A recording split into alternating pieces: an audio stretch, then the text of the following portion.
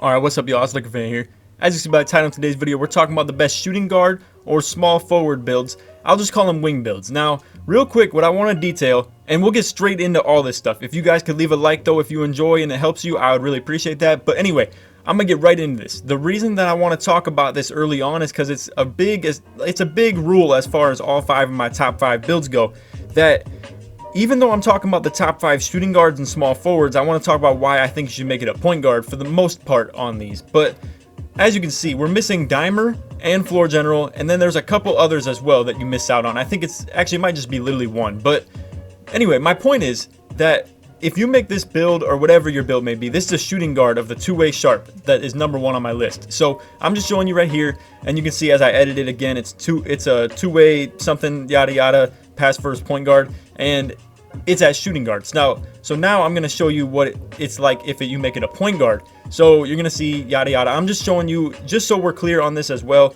I'm just showing you the best way of making this build, in my opinion at least. You can edit this as you want. Obviously, you see a lot of people talking about like, oh, make this build this way, exactly this and that. But for the most part, y'all gotta understand, it's just people trying to help you out too. I mean, you don't gotta copy everything to an exact mold, but what I will say is, people like me, and there's a lot of people out there on YouTube like this, that, you know, they're giving you these exact ratings that they think you should make it at, because a lot of these things, they deal with your badges. As you can see, there's a couple of modifications I make on this that I would really advise to do.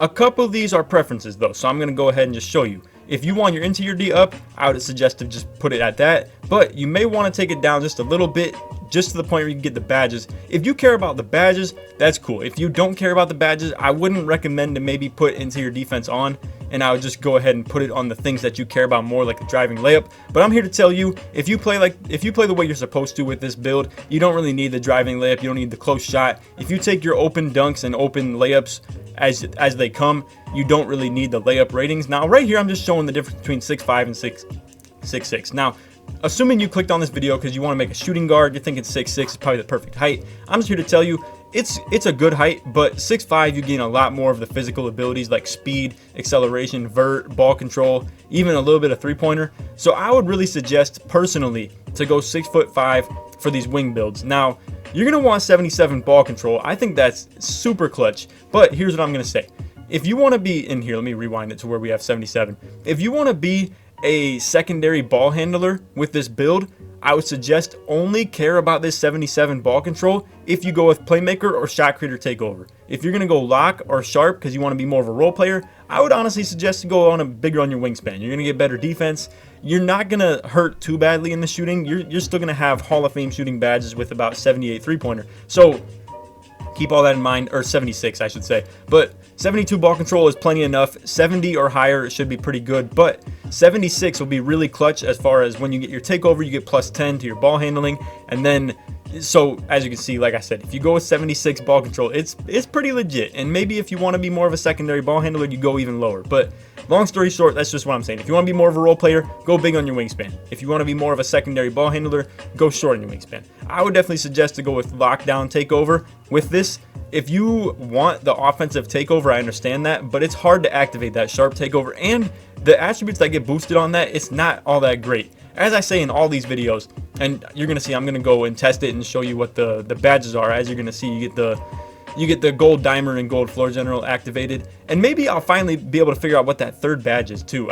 You see, there's actually, never mind. Okay, it's just those two. It's just those two. But these are huge badges. In case anybody's new to the game, floor general, it boosts your teammates' attributes on offense by 3 if it's on gold. And then dimer obviously is a very big badge to be able to have as well. Quick first step is always a good thing as well. And then this last one, you can figure out on your own what you want to put for that. Anyway, moving along. So now you're going to see I'm making a shooting guard. You're probably like, well, what's that about? Okay, so I'm here to tell you that if you make playmaking in your build, then you don't need to be specifically a point guard. Now, what the height I end up making this build anyway, it makes a lot more sense to just make it a point guard regardless, but I'm just showing you how to build this through the shooting guard way. So this build right here is a playmaking defender. Now, what this build is great for, and sorry, I didn't give my kind of summarization of the build. The two-way sharp, I would say you gain the ability to get dimer and floor general, so that's obvious, but without losing, you know, anything as far as the badges. But what I'm here to tell you, it's more of like a versatile player on offense and defense. It's a very good shooter, floor spacing, all that stuff. You get the deal. I mean, it's a very good, like, versatile defender as well. Just at the fact that if you make it 6'5", you can kind of hold anybody. As far as if we're talking Pro-Am in the 1 through 3, in Park it'll probably be 1 through 2. I think that's why I have it number 1. So we'll just, anyway, long story short, we'll keep it at that. This player, however, I would say is kind of a good, like, twin of the two-way sharp, but it's more driving oriented on offense. Now, right here I'm just showing you what it looks like at 6'6". You can see your ball handling is nowhere near good enough, and at 6'6", your driving dunk goes below the 85 threshold that you would want for your contact dunks. So keep that in mind. You need 85 driving dunk for contact dunks as well. So to be the full package with this build and to have 86 ball control is huge too. So what I would say, if you're trying to be an offensive, like both sides of the court, you want to be an offensive demon while still being like a really good defender, I would suggest to go with this 80.7 wingspan. You're going to have 67 3-pointer, 10 shooting badges. It's going to be great as far as offense goes. It's not amazing, but your versatility on offense is out of this world. I mean, you got 87 driving dunk with 86 ball control. You're super quick with the ball in your hand. Your speed is crazy. Your vert is insane. And then all that you take the hit on for doing all this is to lack a little bit more defense. Now, if you are kind of new to the game, you don't think you're ever going to be into that ball handling stuff, and all you want to do is spot up, play the corner on O, and kind of just not really do much, then maybe go bigger on your wingspan. You're still going to want to go slash or take over though. The only downside is your ball control is not going to be good enough to like do what you want with the ball in your hand at all times. That 86 ball control is very premium. I'm just letting you guys know that. If you're new to the game, there's like a crazy dribble moves you can do with the 86 ball control. If you want to look deeper into that, I have a couple dribble tutorials, but I would suggest to go somewhere else on YouTube with that. I'm going to just be real with that. I mean, I'm a very good dribbler in my own right, but just I would say there's people out there that know more about it than me as well. But regardless, you're going to see you get 3 crazy badges on Hall of Fame. I mean, floor general, dimer, and quick first step, and then you can still get like tight handles a little bit. But what I would suggest maybe to go with more playmaking, I think you're going to want around like probably 2 more than what I had right there. So probably go with like around 16 playmaking if you can find a way to fit that in. But regardless, it's a really good build. I would suggest it as long as you feel like you can shoot with like pretty low to intermediate 3-pointer. What I would say is I put that number 1 build at number 1, the two-way sharp, just because I feel like it's going to be so premium for you to be able to shoot like how you really want to. And that, I'll just put it like this, that 77 to 82 3-pointer with Hall of Fame shooting badges and like 20 of them, that's going to be a lot more comfortable for you guys who are newer to the game to shoot on.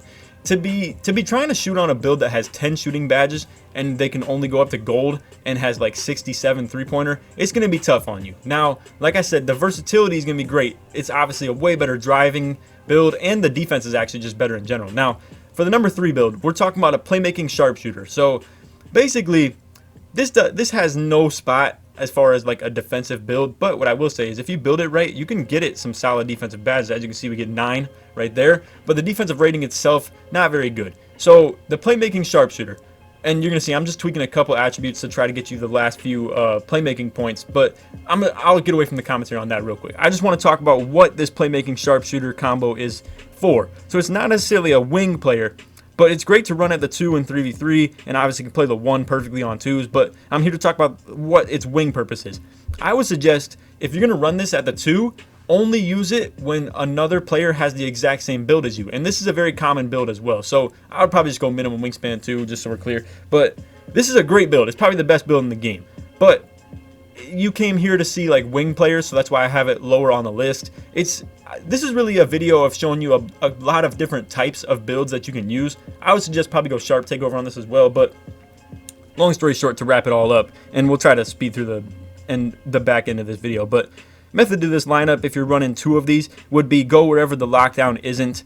So assuming they only have one good defensive build, you're just going to want to go away from the dude, right? So you're just going to give the ball to whichever of your playmaking sharpshooters doesn't have the lockdown on him, and it's going to be simple as that. It's a really good combo to run, I would say. But anyway, number 4, we have the pure sharp at 6'6". Now, reason I say 6'6", Ideally, you're not going to want to guard ball with this build. Now, what I will say is there's a lot of ways where they can force you to guard ball. So, for instance, let's say what I was just talking about. They have the 2 playmaking sharpshooters, and now you have to guard one of these crazy offensive demons in the pick and roll, and it's tough to deal with. I'm going to be real with you. It's going to be real tough to deal with at 6'6". But if you want to be more of a versatile defender, as far as like who you can guard on, you know, just to be able to not get bodied so bad in the paint. But what I will say is, I feel like you're still going to anyway. So what I would suggest, I would really say to go with those 11 defensive badges right there. Even if upgrading O-board doesn't make much sense at all to do, I still think it's a really good move. So I would say that you're going to want as many defensive badges as you can get on this build. Now, real quick, what I'm going to show you, you can either have 3 playmaking or 2 shooting. So you're going to see you drop from, or actually I guess it's 3 for 3. So, oh, no, my bad. Okay, so what we end up doing, we end up going to like the 28 shooting badges on the free throw. Regardless, let me get away from that point. My whole point is you can adjust this however you want. Free throw and post moves are both pretty useless ratings as far as like playing in the park. But let me just pause on this too, so I'm not getting so far ahead of myself. But you get what I'm saying. Post moves and free throw are both pretty useless ratings as far as playing on the park. But what you will gain from it is the badges, obviously. So wherever you want to mold those, it works in your favor. Now, like I was saying, at 6'6", you lose a lot of mobility. I'm talking, I think it's like 3 to 4 speed, 3 to 4 vert, and like 3 to 4 acceleration, while losing like 4 ball handling. You only lose 1 3-pointer, which you can get back by doing wingspan anyway. But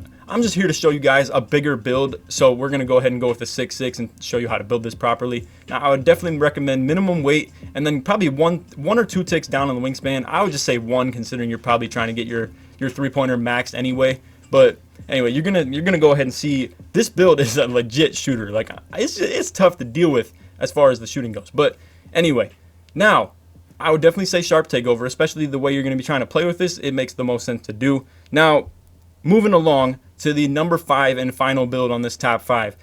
I'm going to call it the pure lockdown, obviously. So really what you got pure red defensive pie chart. So the problem with this build already, the one thing that people want to point out about this build, and it's very obvious, is that it can't shoot. I mean, you get 51 3-pointer, you get 3 shooting badges at max ability. As you can see, you get literally 3. So with that said, you are going to have to spend some on quick draw. That's a given in my opinion. But and you see, I was just going to go into the playmaking, but I just want to detail the defensive stuff first. Now, you can still get crazy defensive badges, but you're going to be a little lower on some of these ratings than you would like. And as you can see, you're definitely going to want to put some driving badges into this player, because you do get contact dunks. It's a crazy finishing ability, like as far as this build goes, but it's tough to take any lower than 11. So I'll just keep that in mind.